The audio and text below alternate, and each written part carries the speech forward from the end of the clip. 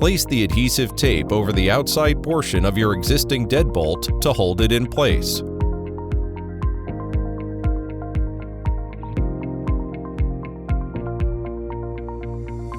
Remove your existing thumb turn from the inside of your door and make sure to save the screws.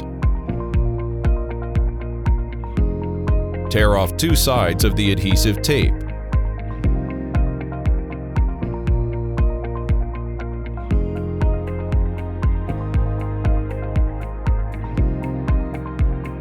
Fix the mounting plate with screws.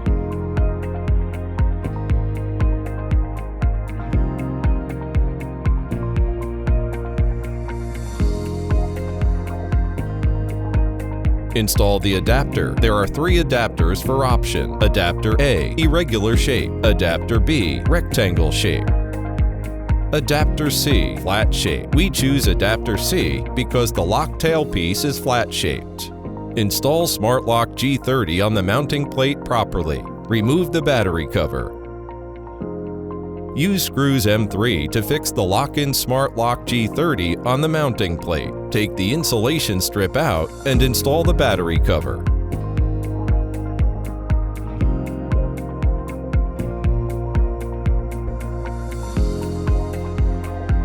Fix the auxiliary card for installation on the smartlock G30. Secure the door sensor to door frame with adhesive tape as card shown. Rotate to adjust the position of the product logo.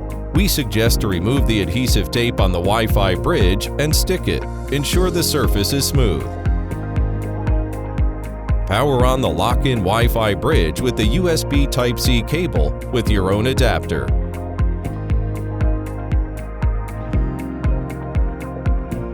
Fix the keypad mounting plate with the adhesive tape or screws. Remove the battery cover. Install two alkaline batteries and install the battery cover.